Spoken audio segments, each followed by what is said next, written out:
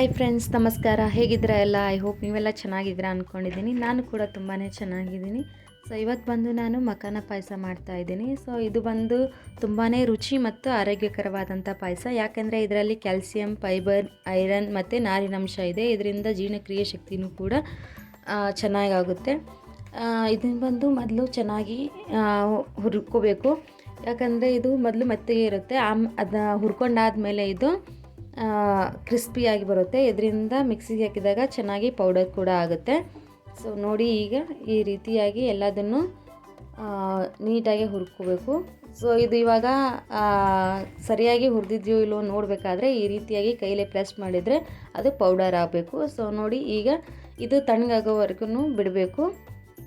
ಇದು ಸ್ವಲ್ಪ ತಣ್ಣಗಾದ್ಮೇಲೆ ಇದನ್ನು ಒಂದು ಮಿಕ್ಸಿ ಜಾರಿಗೆ ಹಾಕಿಬಿಟ್ಟು ಈಗ ಸ್ವಲ್ಪ ಗೋಡಂಬಿ ಮತ್ತು ಸ್ವಲ್ಪ ಬಾದಾಮಿನ ಹಾಕಿಬಿಟ್ಟು ಪೌಡರ್ ಮಾಡಿ ಇಟ್ಕೊಳ್ಳೋಣ.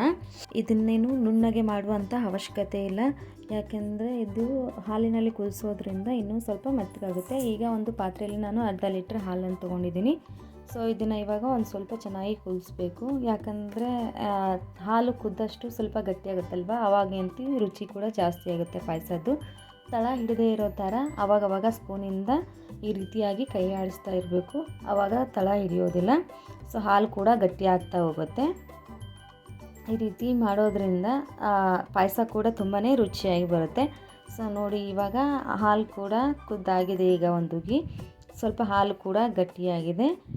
ಈ ಟೈಮಲ್ಲಿ ನಾವು ಇದಕ್ಕೆ ಸ್ವಲ್ಪ ಸಕ್ಕರೆನ ಹಾಕಬೇಕು. ಅಂದರೆ ನಾವು ಒಂದು ಬೌಲ್ ಮಖಾನ ತೊಗೊಂಡಿದ್ದೀನಿ. ಸೊ ಅದಕ್ಕೆ ನಾನು ಅರ್ಧ ಬೌಲ್ಗೂ ಸ್ವಲ್ಪ ಕಡಿಮೆ ಸಕ್ಕರೆನ ಹಾಕ್ಕೊಂಡಿದ್ದೀನಿ. ಸೊ ನಿಮಗೆ ಸ್ವಲ್ಪ ಸಕ್ಕರೆ ಜಾಸ್ತಿ ಬೇಕು ಅಂತಂದರೆ ಒಂದು ಅರ್ಧ ಬಟ್ಲಕ್ಕಿಂತ ಜಾಸ್ತಿನೂ ಕೂಡ ಹಾಕೋಬೋದು. ಹಾಲಿಗೆ ಸಕ್ಕರೆ ಹಾಕಿದ ಮೇಲೆ ಸ್ವಲ್ಪ ಕುದಿಯೋದಕ್ಕೆ ಬಿಡಬೇಕು. ಯಾಕಂದರೆ ಇದು ಸಕ್ಕರೆ ಹಾಕಿದ ಮೇಲೆ ಹಾಲು ಮತ್ತೆ ತಿಳಿಯಾಗೋದಕ್ಕೆ ಶುರು ಮಾಡುತ್ತೆ. ಹಾಗಾಗಿ ಇದನ್ನು ನೀಟಾಗಿ ಒಂದು ಉಗಿನ ಕುದಿಸ್ಬೇಕು. ಈ ಟೈಮಲ್ಲಿ ತಳ ಹಿಡಿತಿರುತ್ತೆ. ತಳ ಹಿಡಿದೇ ಇರೋ ಥರ ಸ್ಪೂನ್ಲಿ ನೀಟಾಗಿ ಆಗಾಗ ಕೈ ಆಡಿಸ್ತಾ ಒಂದು ಉಗಿ ಬರೋವರೆಗೂ ಹಾಲನ್ನು ನೀಟಾಗಿ ಕುದಿಸ್ಬೇಕು. ಇದರಿಂದ ಮತ್ತೆ ಹಾಲು ಸ್ವಲ್ಪ ಗಟ್ಟಿಯಾಗೋದಕ್ಕೆ ಶುರು ಮಾಡುತ್ತೆ. ಗಟ್ಟಿ ಆದಮೇಲೆ ಇದಕ್ಕೆ ಸ್ವಲ್ಪ ಏಲಕ್ಕಿ ಪೌಡರು ಮತ್ತು ತುಪ್ಪ ಕೂಡ ಹಾಕ್ತಾಯಿದ್ದೀನಿ, ಒಂದು ಸ್ಪೂನು. ನಿಮ್ಗೆ ಬೇಕಾದರೆ ತುಪ್ಪನ ಹಾಕ್ಬೋದು ಅಥವಾ ಬಿಡ್ಬೋದು. ತುಪ್ಪ ಹಾಕೋದ್ರಿಂದ ಸ್ವಲ್ಪ ರುಚಿ ಜಾಸ್ತಿ ಆಗುತ್ತೆ. ಇದಕ್ಕೆ ತುಪ್ಪ ಹಾಕಿದ ಮೇಲೆ ಒಂದು ಸ್ವಲ್ಪ ನೀಟಾಗಿ ಎಲ್ಲದನ್ನು ಮಿಕ್ಸ್ ಮಾಡ್ಕೊತಾ ಹೋಗೋಣ. ಈ ರೀತಿಯಾಗಿ ಮಿಕ್ಸ್ ಆದಮೇಲೆ ಇದಕ್ಕೆ ನಾವು ಮಖಾನ ಏನು ನಾವು ಮಿಕ್ಸಿ ಹಾಕಿ ಪೌಡರ್ ಮಾಡಿಟ್ಟಿದ್ವಲ್ವ, ಆ ಪೌಡರನ್ನು ಇದಕ್ಕೆ ಮಿಕ್ಸ್ ಮಾಡ್ಕೊತಾ ಹೋಗೋಣ. ಮಖಾನ ಪೌಡರನ್ನು ಮಿಕ್ಸ್ ಮಾಡ್ಕೊಳ್ಳುವಾಗ ಸ್ವಲ್ಪ ಸ್ವಲ್ಪನೇ ಹಾಕಿ ನೀಟಾಗಿ ಮಿಕ್ಸ್ ಮಾಡ್ಕೋಬೇಕು.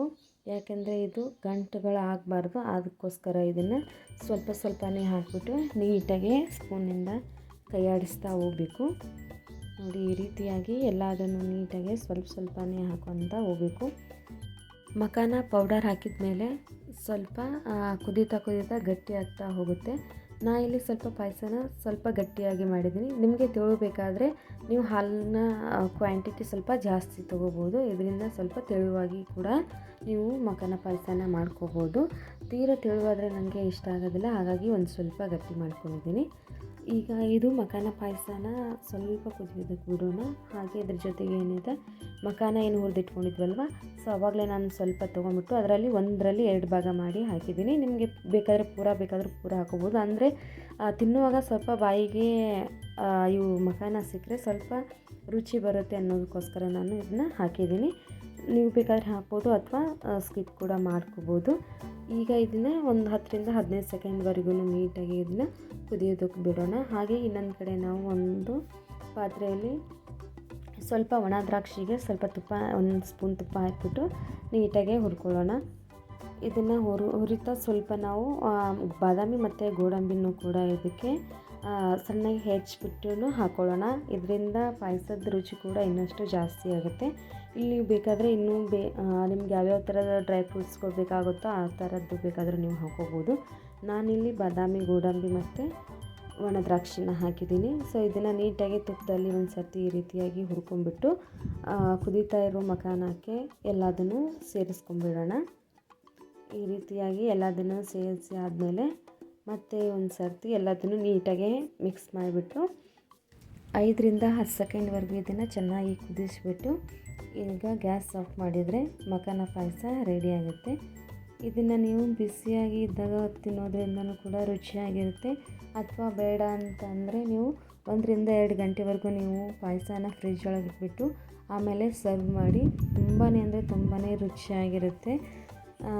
ಬಿಸಿಯಾಗಿದ್ದಾಗ ತಿನ್ನೋದಕ್ಕಿಂತ ಜಾಸ್ತಿ ನೀವು ಫ್ರಿಜ್ ಒಳಗೆ ಇಟ್ಬಿಟ್ಟು ತಣ್ಣಗಾದ್ಮೇಲೆ ತಿನ್ನೋದ್ರಿಂದ ರುಚಿ ಇನ್ನೂ ಜಾಸ್ತಿ ಆಗಿರುತ್ತೆ. ಸೊ ನೋಡಿದ್ವಲ್ವ ಫ್ರೆಂಡ್ಸ್, ರುಚಿಯಾದ ಮತ್ತು ಆರೋಗ್ಯಕರವಾದಂಥ ಪಾಯಸನ ಯಾವ ರೀತಿ ಮಾಡಿದ್ವಿ ಅಂತ. ಇದನ್ನು ಮಕ್ಕಳಿಗೂ ಕೂಡ ಕೊಡ್ಬೋದು ಅಥವಾ ವಯಸ್ಸಾದವರು ಕೂಡ ತಿನ್ಬಹುದಾದಂಥದ್ದು. ಇಲ್ಲಿ ಸಕ್ಕರೆ ಹಾಕಿದ್ದೀನಿ, ನಿಮಗೆ ಬೇಡ ಅಂತಂದರೆ ಬೆಲ್ಲನೂ ಕೂಡ ಹಾಕಿ ಮಾಡ್ಕೋಬೋದು. ಓಕೆ ಫ್ರೆಂಡ್ಸ್, ಈ ವಿಡಿಯೋ ನಿಮಗೆ ಇಷ್ಟ ಆಗಿದೆ ಅಂತ ಅಂದ್ಕೊಂಡಿದ್ದೀನಿ. ಇಷ್ಟ ಆದರೆ ಒಂದು ಲೈಕ್ ಕೊಡಿ. ಹಾಗೆ ಯಾರು ನಮ್ಮ ಚಾನಲ್ನ ಮೊದಲೇ ಬಾರಿಗೆ ನೋಡ್ತಾ ಇದ್ದೀರೋ ಅವರು ಸಬ್ಸ್ಕ್ರೈಬ್ ಮಾಡ್ಕೊಳ್ಳಿ. ಹಾಗೆ ಪ್ಲೀಸ್ ಸಪೋರ್ಟ್ ಮಾಡಿ. Okay friends, bye. Thank you.